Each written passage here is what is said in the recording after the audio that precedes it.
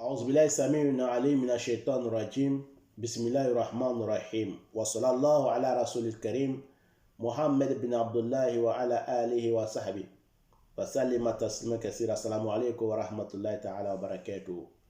Chers frères et sœurs en islam, nous vous saluons avec meilleure salutation. Assalamu alaikum wa rahmatullahi wa barakatuh.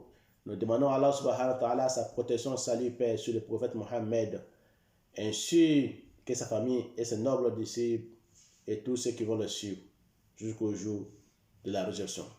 Donc nous demandons à Allah subhanahu wa ta'ala sa protection, salut, paix sur le prophète Mohammed et tous ceux qui vont le suivre, chers frères et sœurs en islam. Voilà, nous sommes aujourd'hui avec vous, en face de vous, avec la leçon numéro 14 du Conseil Moi, la chaîne, et la leçon numéro 14. Nous allons vous parler aujourd'hui, Inch'Allah, d'un hadith qui a été rapporté par Ibn Abbas radiallahu ta'ala anhu,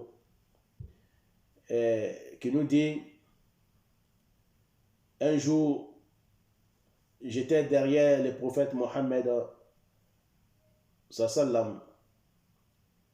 Donc, et Mohammed sallam lui dit: Ya ghulam ihfazullah yahfazuka.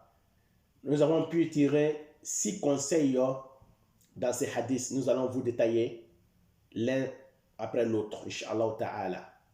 Donc, n'oubliez pas que nous sommes avec vous aujourd'hui sur notre 14e conseil sur la chaîne Conseil Moi, avec hadith de Ibn Abbas qui nous dit qu'un jour il était derrière le prophète Mohammed sallam et il marchait avec lui, et le prophète Mohammed sallam lui dit: ô jeune homme, préserve Allah et il te préservera.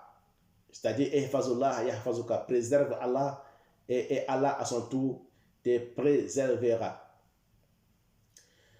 Donc nous avons trouvé ces 6 conseils dans ces hadiths que nous allons vous détailler, Inch'Allah, à l'avenir.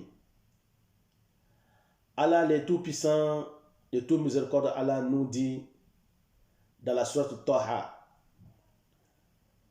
فَمَنِ اتَّبَعَ هُدَايَ فَلَا يَضِلُّ وَيَشْقَى. Comme a été dit par Ibn Abbas, qu'Allah l'agrée, radiallahu anhuma, il dit que Allah subhanahu, que le prophète Mohammed sallam dit que Allah a pris garantie de celui qui lit le Coran qu'il ne sera pas ni égaré ni perdu dans le monde d'ici-bas et le jour dernier.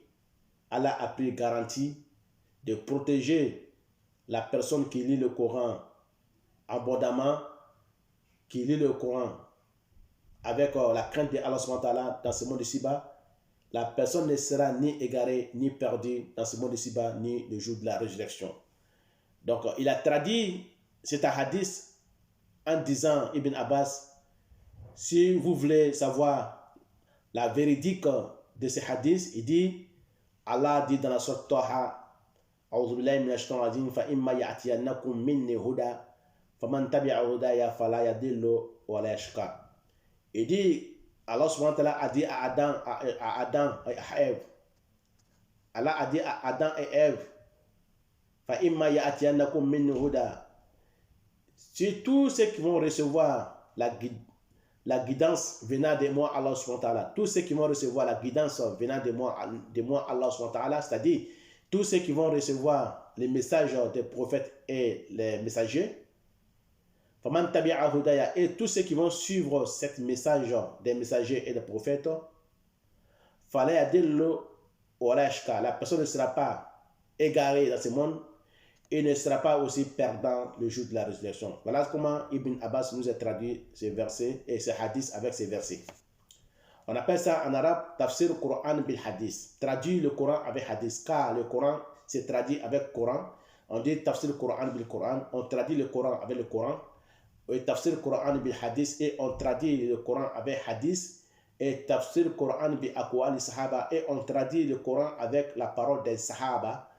Mais le quatrième qui est interdit, c'est tafsir Coran bi ra'yi, celui qui traduit le Coran avec sa vision lui-même, pour dire que je pense que, ça c'est interdit en islam. Mais on peut traduire le Coran avec ces trois façons que je viens de vous dire.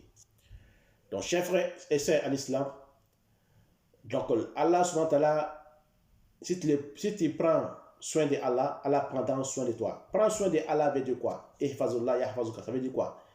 Tu ne dois pas aller chez les charlatans, les marabouts, les devins, les sorciers, pour confier ton problème. Car le prophète Mohammed sallam nous donnait soit le Fatiha pour résoudre nos problèmes. Allah a donné soit le Fatiha à Mohammed sallam pour résoudre les problèmes des musulmans. Il nous a donné aussi al-istikhara, concertation, dua al-istikhara ou surat al-istikhara. Il nous a donné ça aussi pour régler nos problèmes. Il nous a donné aussi les rêves. Quand on rêve, tu expliques ton rêve à celui qui connaît les rêves, qui sait bien interpréter les rêves, car on ne donne pas son rêve à n'importe quelle personne. Il faut donner ton rêve à la personne qui maîtrise l'interprétation des rêves, qui connaît bien, qu'Allah lui a donné le don. Car interpréter les rêves, on n'apprend pas ça à l'école. C'est un don que Allah nous donne. C'est une science de la nature, chers frères et sœurs en islam. Donc Allah t'a donné cette science, tu peux aider les gens comme tu peux sans mentir. Car beaucoup de gens qui interprètent aujourd'hui, qui ne savent pas interpréter, ils disent n'importe quoi aussi. Donc il faut faire attention, chers frères et sœurs en islam, ne donne pas ton rêve à n'importe qui. Car ce n'est pas tous les rêves qu'on donne à n'importe quelle personne pour interpréter. Donc voilà, chers frères et sœurs en islam, le prophète Mohammed sallam nous a donné tafsir Coran de sorte le Fatiha. La Fatiha est venue dans le Coran seulement. Ça n'a pas été dans aucun livre auparavant, sauf dans le Coran. Soit le Fatiha a été descendu deux fois, une fois à la Mecque et une fois à Médine, chers frères et sœurs en islam. Donc on peut prendre soit le Fatiha pour régler nos problèmes. On peut prendre, chers frères et sœurs en islam, ce que le prophète Mohammed nous a dit, al-istikhara. Istikhara veut dire quoi? Dua ou istikhara, concertation. La prière de concertation, on peut les faire aussi pour régler le problème. Ou bien on peut faire ashura. Ashura pour dire quoi? On peut concerter, on peut faire demander la vie de quelqu'un, la vie d'un homme sage pour ton problème. Tu as un problème, tu viens voir un frère ou une sœur que tu sais qu'il craint Allah, la personne craint Allah, qui est sage. Tu déposes ton problème devant lui. Hein? Tu déposes ton problème devant la personne là, pour qu'il puisse te donner des bonnes idées. On appelle ça Shura. Car Allah, dans le Coran, Allah a descendu une sourate qui s'appelle surtout Shura. Wa amruhum shura bainahum. Allah dit, entre nous les musulmans, nos problèmes, on règle ça avec le Shura. On règle ça avec concertation. On se consulte entre nous les musulmans. Donc les musulmans ne doivent pas aller sur les devins ou les marabouts ou les charlatans pour son problème. Car quand il fait ça, tu n'as pas préservé Allah. Pour préserver Allah, il ne faut pas associer Allah. Celui qui est associé à Allah, tu n'as pas préservé Allah.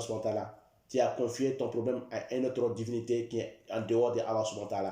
Donc on appelle ça association. Allah dit, Inna Allah la yaghfiru an yushraka bihi wa yaghfiru ma duna dhalika liman yasha. Allah dit, je ne pardonne pas ce qui est associé à moi, mais je pardonne d'autres personnes qui ont fait d'autres péchés qui n'ont rien à voir avec l'association. Tu peux faire autre péché comme tu veux, mais quand tu fais istighfar et tu ne reviens plus là-dessus, c'est ça la condition. Condition pour plus revenir sur les péchés que tu as fait, alors il dit, je te pardonne. Mais les péchés que Allah ne pardonne pas, c'est l'association. Si tu meurs avec ça, il ne sera pas pardonné. Mais si tu es converti, tu t'es repenti avant la mort, Allah te pardonne. Car Allah, il est omnipotent, il est omniscient. Il pardonne toutes choses. Mais il faut te convertir, il faut te repentir avant que la mort arrive, chers frères et sœurs en islam. Voilà le conseil que, chers frères et sœurs en islam, j'ai pu trouver aujourd'hui pour moi et pour vous. Qu'Allah donne la compréhension, qu'Allah nous guide sur les chemins de la droiture. Wa ila lika, on se trouve aussi notre leçon numéro 15, conseil numéro 15, sur la chaîne Conseil-moi. Wallahu a'lam.